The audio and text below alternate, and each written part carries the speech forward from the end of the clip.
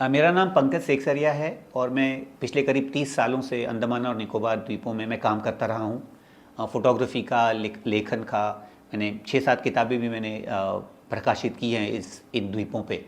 लेकिन आज जो मुद्दा है वो खासकर जो सबसे अंडमान निकोबार द्वीप श्रृंखला का जो सबसे दक्षिण का जो द्वीप है, ग्रेट निकोबार आइलैंड, उसके बारे में हम चर्चा कर रहे हैं।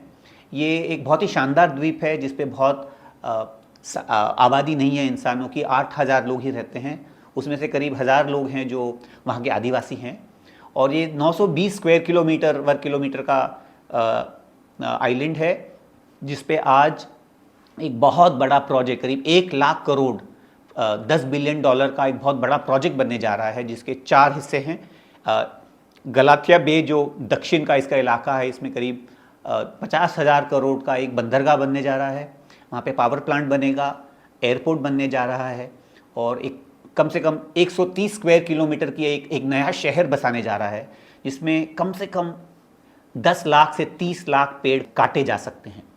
तो ये जो इलाका है वो एक पर्यावरण और इकोलॉजी के दृष्टिकोण से बहुत महत्वपूर्ण है।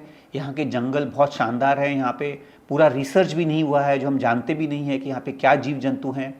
यहाँ का जो समुद्री तट है, यहाँ का जो समुद्र है वो बहुत शानदार है।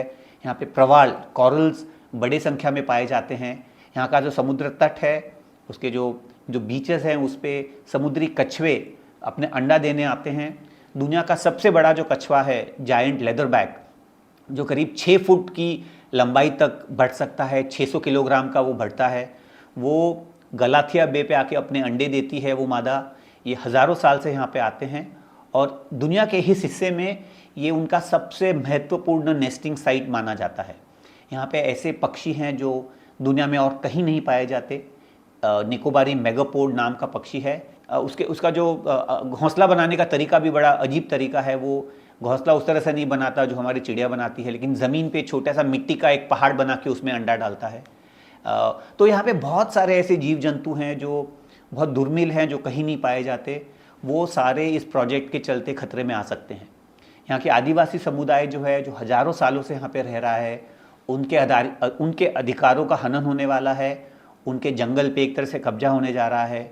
उनके जंगल लिए जाएंगे जिसमें ये विकास की परियोजना आएगी और 130 स्क्वायर किलोमीटर का 30 लाख झाड़ अगर काट के हम विकास करेंगे तो इसके किस तरह का विकास है, ये सवाल पूछना बहुत ज़रूरी है। और ये और भी महत्वपूर्ण बात है कि ये जो इलाका है, यहाँ पे एक भूकंपग्रस्त इलाका है। इसे सेस्मिक जोन 5 माना जाता है, जिसमें सबसे एक तरह से वॉलेटाइल भूकंप के हिसाब से। और अगर हमको याद हो तो 20 साल पहले यहीं पे बहुत पास में जो भूकंप आया था, वहाँ सबसे बड़ी सुनामी हमारे इतिहास में आई थी, वो यहीं पे आई थी। लाखों लोग इसमें मारे गए थे।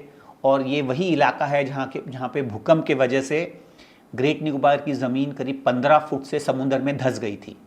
तो इंदिरा पॉइंट का जो लाइट हाउस है, जो फेमस इंदिरा पॉइंट का लाइट हाउस है, जो भारत का सबसे दक्षिण वाला किनारा माना जाता है, वो लाइट हाउस आज पानी में खड़ा है। 20 साल पहले वो जंगल में खड़ा था।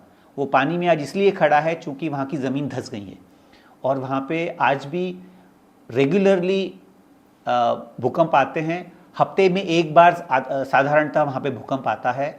तो आप इस इलाके में इतना बड़ा निवेश, किसका पैसा होगा, वहाँ पे लोग लाए जाएंगे कंस्ट्रक्शन के लिए, काम करने के लिए, उनको क्या खतरा नहीं बढ़ेगा।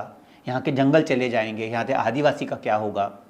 और जो निवेश होने जा रहा है, जो इन्वेस्टमेंट करने की बात है, 90,000 करोड़ का इन्वेस्टमेंट, 50,000 करोड़ का जो बंदरगाह है, जब भूकंप आएगा, जो आने वाला है भूकंप तो आता ही रहता है वहाँ पे, तब वो जो इन्वेस्टमेंट होगा, वो जो इंफ्रास्ट्रक्चर होगा, उसमें क्या हानि होगी, इसकी चर्चा अभी उतनी नहीं हुई है जितनी होनी चाहिए।